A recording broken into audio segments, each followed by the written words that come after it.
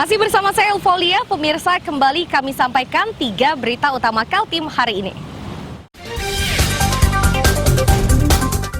Seorang pria yang merampas sepeda motor pengojek di Samarinda berhasil ditangkap polisi.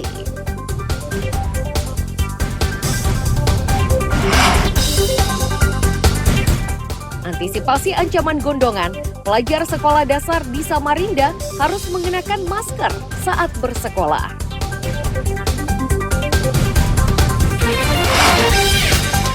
Perubahan iklim dari musim panas ke musim penghujan terjadi di wilayah Kalimantan Timur.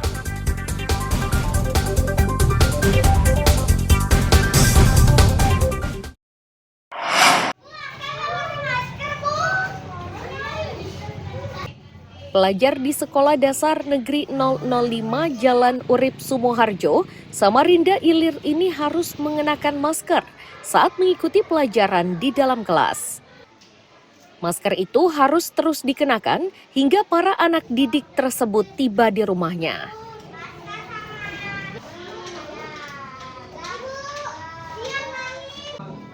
Kewajiban mengenakan masker di lingkungan sekolah mulai diterapkan usai menerima edaran dari Dinas Kesehatan terkait ancaman penyakit gondokan atau gondongan.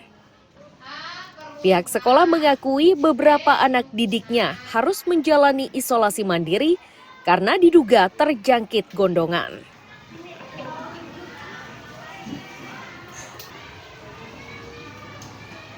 Memang ada, tapi kami mencegah. Kami suruh dia istirahat di rumah. Oh, istirahat di rumah ya. Perhatikan seminggu ke depan. Karena perkembangannya kan seminggu ke depan sampai 2 minggu. Tapi alhamdulillah hanya sakit biasa saja, tapi tetap kami suruh untuk istirahat di rumah. Oh gitu Bu ya. Sudah ada berapa siswa Bu? Ada 3 orang, cuma belum terindikasi kena gondongan. Artinya baru demam biasa Bu ya? Baru demam biasa, Oh, tapi Bu. kami antisipasi. Jangan sampai ibaratnya wabah itu ke teman-teman yang lain.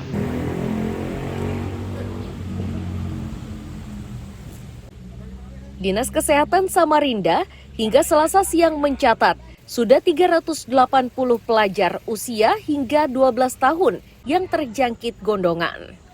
Gejala awal dari penyakit tersebut adalah demam tinggi.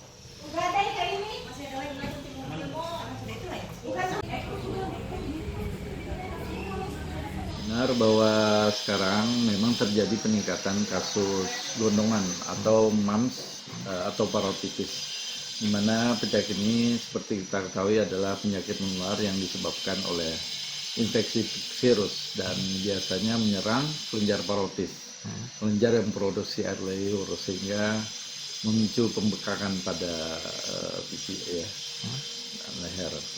Dan kita ketahui sekarang dari awal September hingga Awal Oktober ini kasus yang tercatat berdasarkan laporan dari jejaring Puskesmas ada kurang lebih sekitar 380 orang.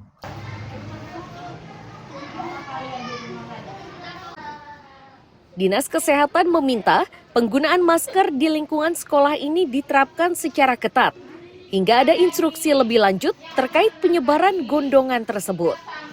Iswanto melaporkan dari Samarinda.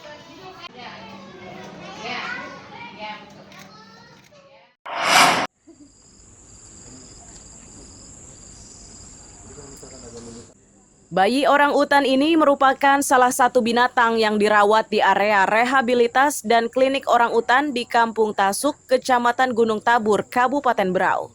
Selain bayi orang utan, di tempat itu juga terdapat beberapa orang utan dewasa yang juga menjalani perawatan. Umumnya perawatan yang diberikan adalah perawatan luka dan patah tulang.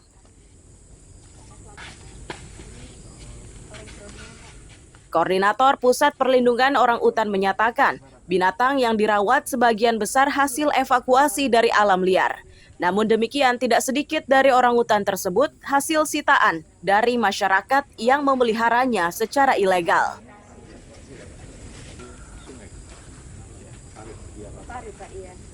Tempat ini adalah tempat orang utan yang baru diselamatkan atau baru diselamatkan dari liar atau diselamatkan dari illegal pet harus melalui ke karantina terlebih dahulu untuk dilakukan medical check up untuk screening penyakit yang ada di orangutan sehingga kita bisa menjaga kesehatan orangutan dan kesehatan dari manusianya. Jadi kebanyakan kasus yang kami dapat ketika itu adalah rescue di alam liar, kasusnya antara lain adalah luka terbuka. Pernah kami mendapatkan kasus patah tulang. Serangkaian perawatan, karantina, ketika sudah dinyatakan sembuh. Kepala Seksi Konservasi Wilayah 1 Berau Balai Konservasi Sumber Daya Alam menyatakan klinik ini sudah memadai. Itu terlihat dari fasilitas operasi dan tim medis yang disiapkan. Saat ini pusat perlindungan orangutan ini membutuhkan tenaga dokter untuk penyakit mata dan ortopedi.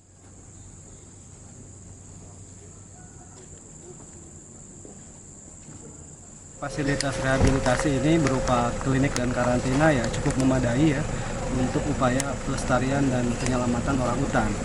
Kita mulai punya fasilitas operasi, kita punya dokter hewan ya, terus juga punya baby house yang paling baru.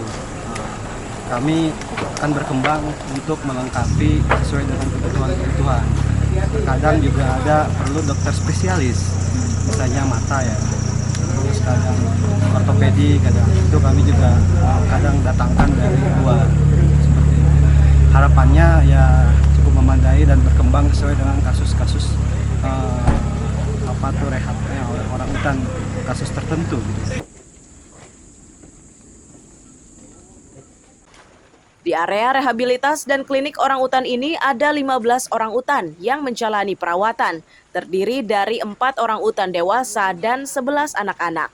Miko Gusti melaporkan dari Kabupaten Berau.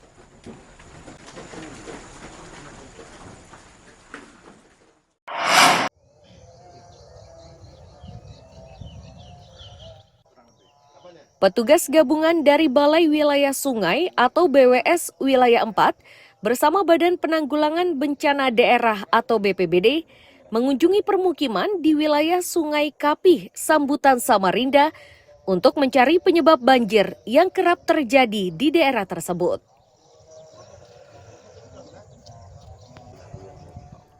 Ketua RT setempat meyakini banjir yang kerap terjadi di wilayah itu akibat pendangkalan sungai. Selain itu, aliran air yang panjangnya 1 km itu juga berdiri bangunan milik warga.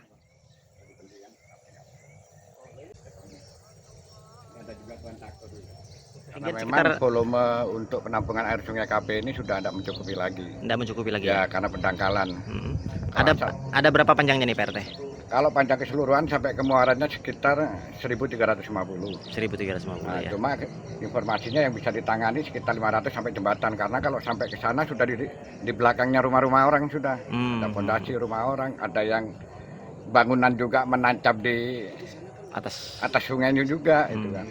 Jadi yang lolos itu yang tidak ada bangunan ya antara RT 12 sampai RT 4. 43 mm kemarin, lumayan deras. Dari pemantauan langsung ini, BPBD bersama Balai Wilayah Sungai menyimpulkan luapan air disebabkan karena adanya penyempitan. Lebar sungai yang awalnya 4 meter, kini hanya tersisa 1 hingga 2 meter. Kondisi ini semakin parah akibat pendangkalan.